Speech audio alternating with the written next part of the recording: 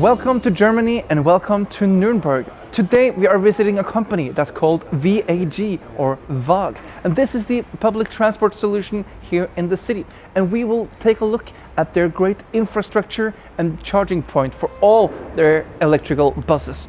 Welcome to Nürnberg.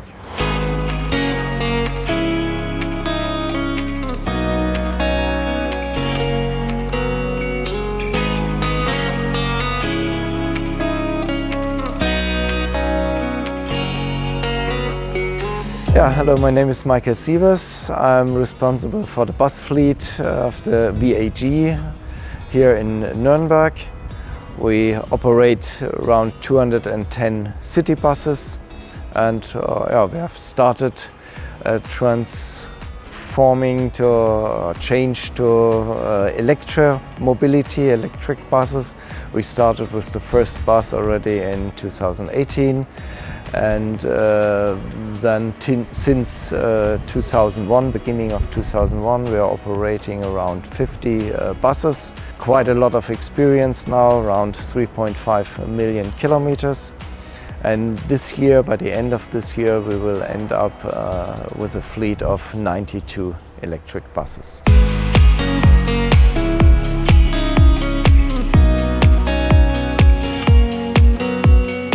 We are operating the traffic in the city of Nürnberg. Have about 500,000 inhabitants. We operate 53 lines, if I'm right, and use around 210 buses. We also have a metro system with 3 lines and a tram system with 8 lines, I guess.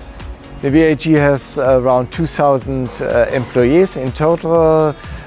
About half are drivers. We have a big garage where we do all the repairs for these 200 buses. And of course we also will continue with that with the electric fleet in the future.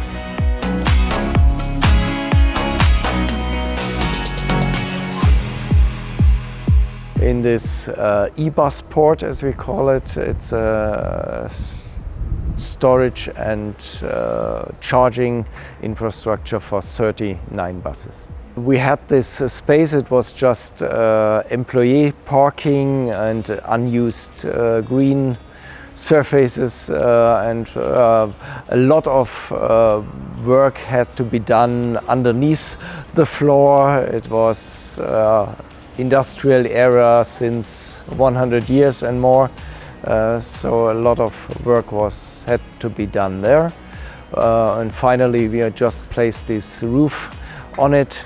Looks not too bad, even as it is a very simple way of construction. The charging infrastructure is also placed underneath that roof.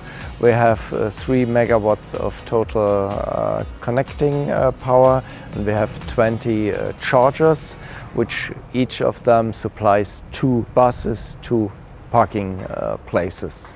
And we also have solar panels on the roof and also a green surface on the roof. Thought a lot about environmental issues to do everything as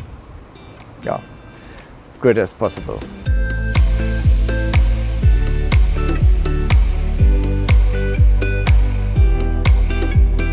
Is there a reason that you didn't have upcharge systems, pantograph? You have connection of the plug-in instead?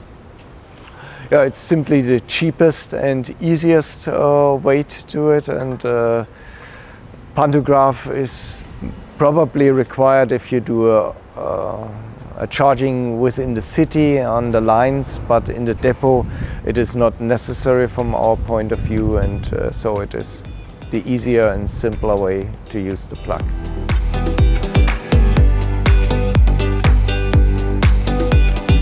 The building in the background is our big hall, our depot, where we have around 160 buses, and we started to rework it, to equip it with electric power supply for the charging, around 60 charging places are finished already in there, and all the infrastructure is prepared up to around 15 megawatt total supply.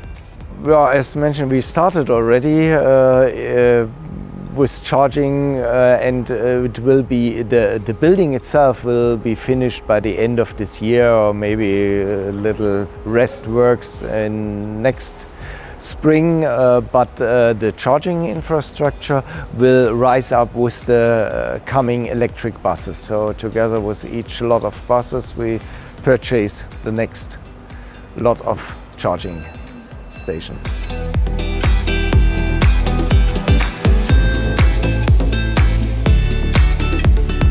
The bus traffic in Nürnberg started exactly 100 years ago, in the year 1923.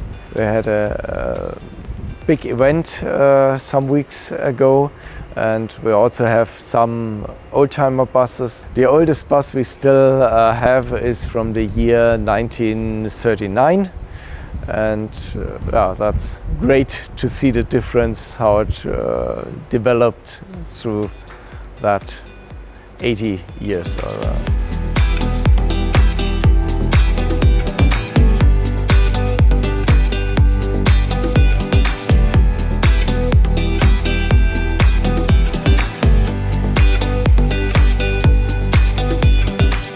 The reliability of the electric bus fleet is already quite well.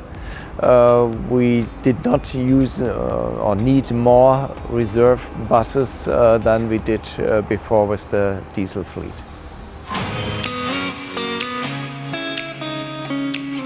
Thank you so much for watching the video here today. And if you like what you see, click down here. The button is called subscribe, and then you will see all the future videos from us in Bussmagasinet. Until next time, drive safely, have a great day.